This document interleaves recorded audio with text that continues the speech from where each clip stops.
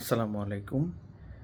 আজকে আমরা একটা খুবই সময় উপযোগী টপিক নিয়ে একটু কথা বলবো।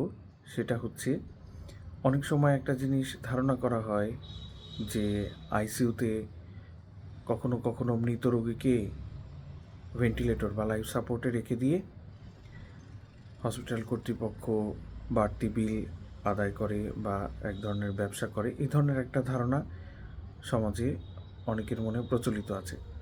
এখানে প্রকৃত বিষয়টা কী বা ব্যাখ্যাটা কী, আসুন আমরা একটু জেনে নিই।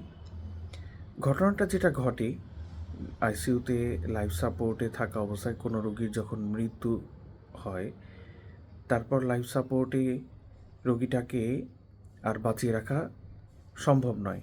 কেননা লাইফ সাপোর্টে যদি রোগীকে অক্সিজেন প্রোভাইড করাও হয়, সেটা তার ফুসফুস পর্যন্ত অক্সিজেনকে নিয়ে যেতে পারবে।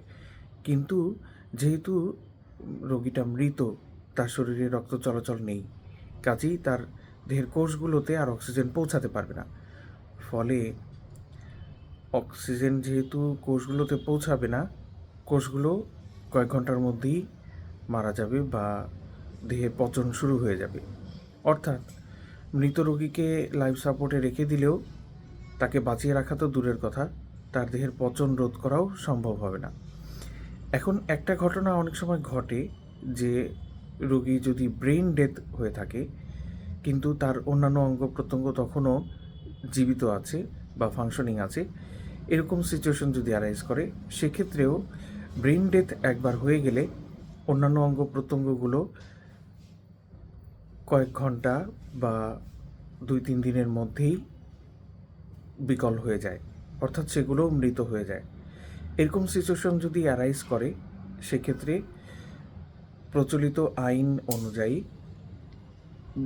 অন্ততপক্ষে 2বার বিশেষ পদ্ধতিতে পরীক্ষা করে নিশ্চিত করা হয় যে রোগীর ব্রেন ডেথ হয়েছে কিনা। রোগীর যদি ব্রেন ডেথ হয়ে থাকে, তার মানে তার মৃত্যু নিশ্চিত। সেক্ষেত্রে অন্য অঙ্গ প্রত্যঙ্গগুলো বেঁচে থাকলেও রোগীটা আর অল্প কিছুক্ষণ বা কয়েকদিনের মধ্যেই মারা যাবে। সেক্ষেত্রে রোগীর আত্মীয় স্বজন বা রোগীর পার্টির সাথে কথা বলে তাদের সিদ্ধান্ত নেওয়া হয় এবং পেশেন্ট পার্টি রাজি থাকলে লাইফ সাপোর্ট খুলে নেওয়া হয়।